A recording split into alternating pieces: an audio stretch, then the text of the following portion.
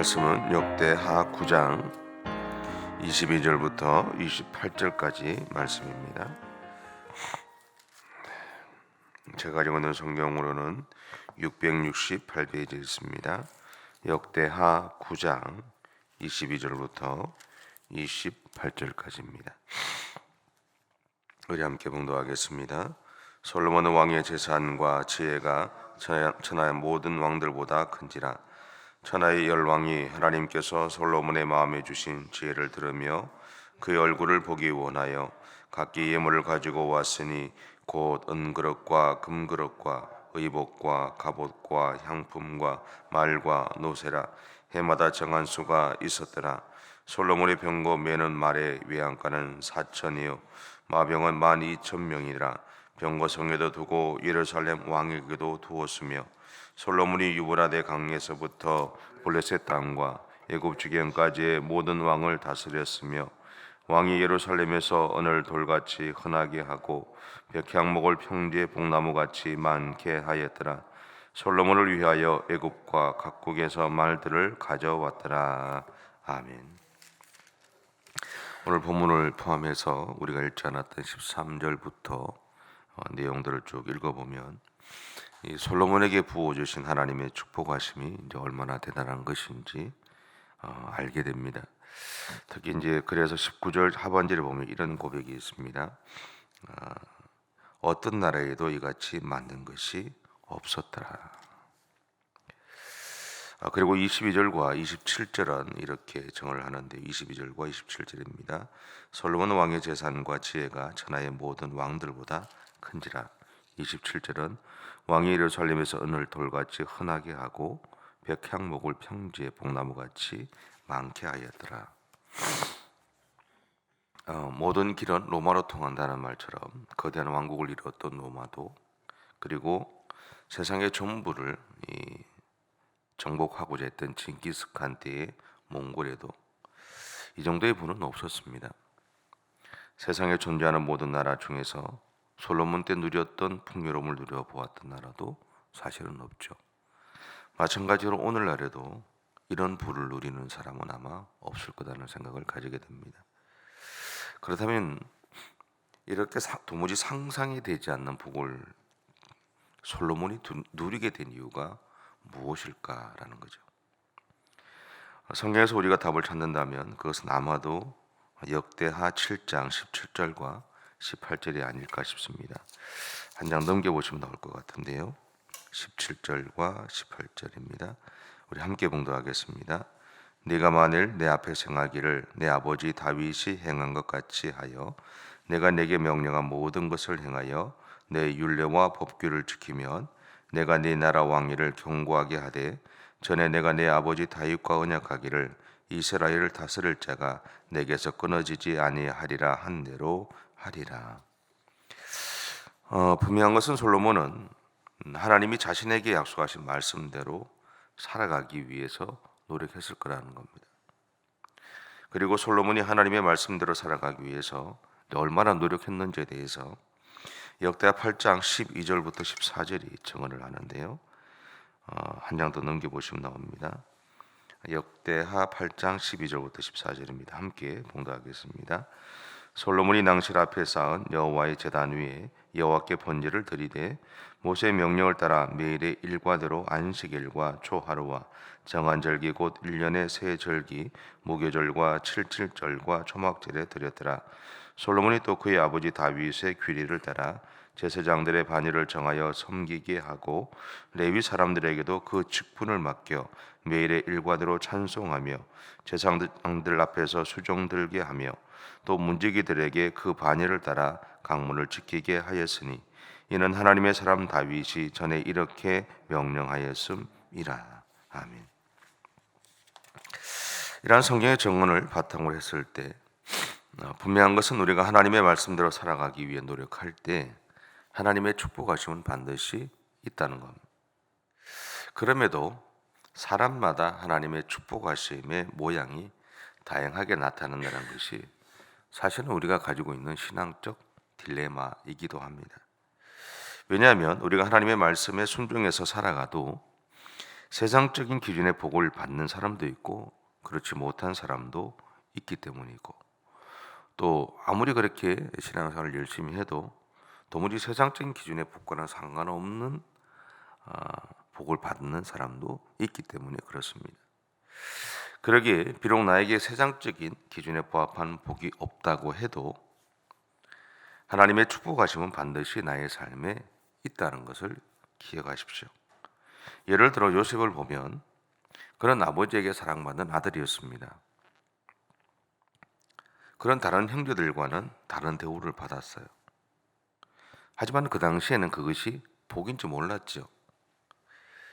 그러나 그가 형제들에 의해서 애굽의 노예로 팔려가면서부터 그런 한 번도 경험해 보지 않았던 대우를 받게 되었고, 낯선 문화와 자신의 노예라는 지위에 적응하며 살아가야 했습니다. 그때부터 그에게 있어서 이 하루하루는 생존을 위한 몸부림이었을 겁니다.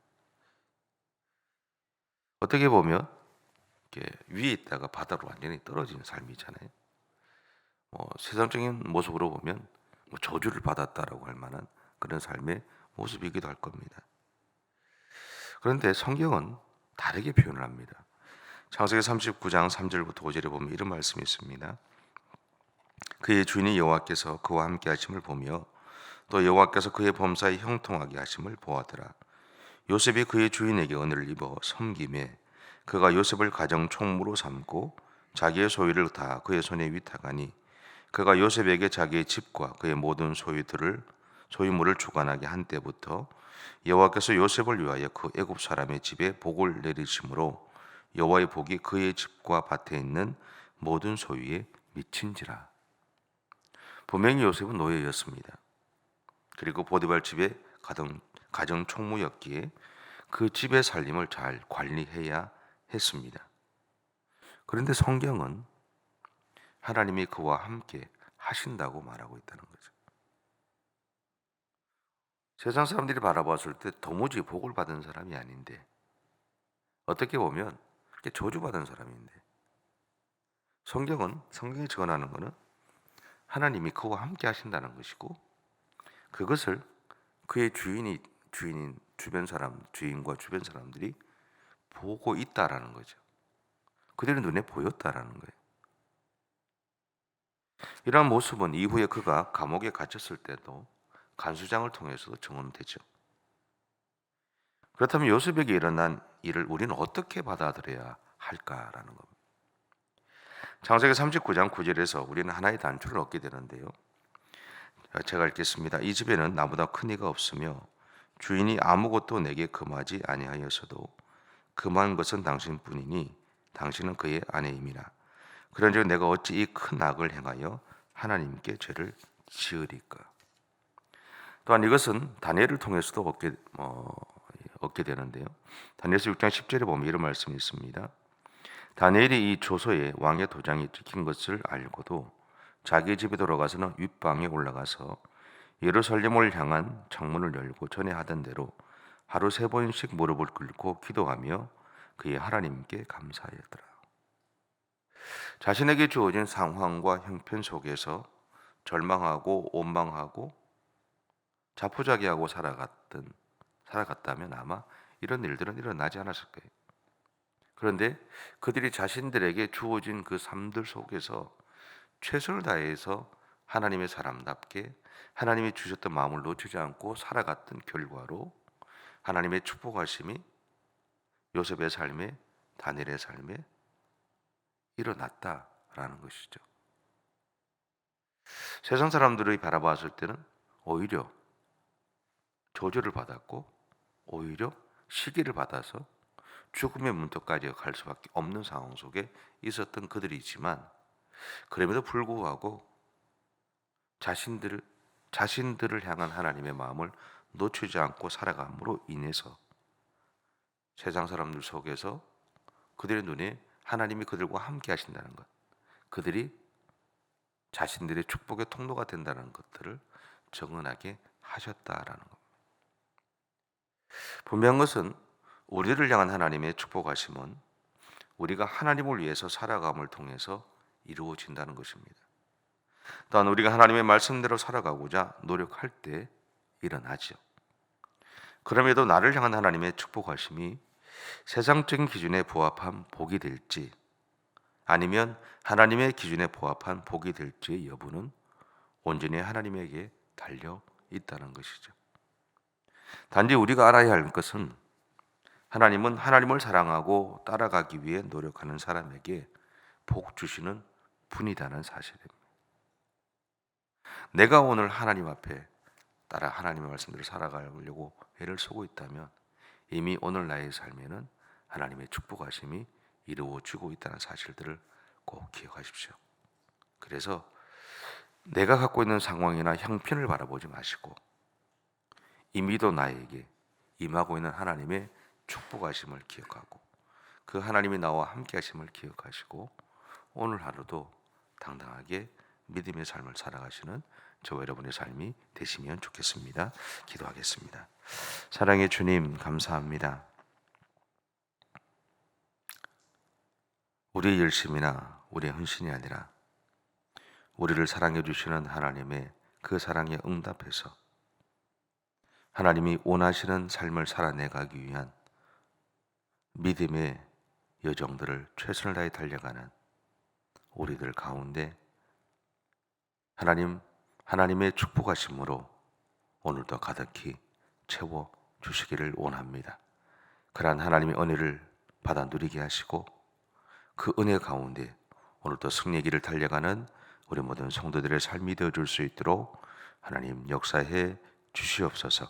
감사드리며 예수님의 이름으로 기도드립니다. 아멘. 하늘에 계신 우리 아버지 이름을 거룩하게 하시며 아버지의 나라가 오게 하시며 아버지의 뜻이 하늘에서와 같이 땅에서도 이루어지게 하소서. 오늘 우리에게 일용할 양식을 주시고 우리가 우리에게 잘못한 사람을 용서하여 준 것 같이 우리의 죄를 용서하여 주시고 우리를 시험에 빠지지 않게 하시고 악에서 구하소서. 나라와 권능과 영광이 영원히 아버지의 것입니다. 아멘.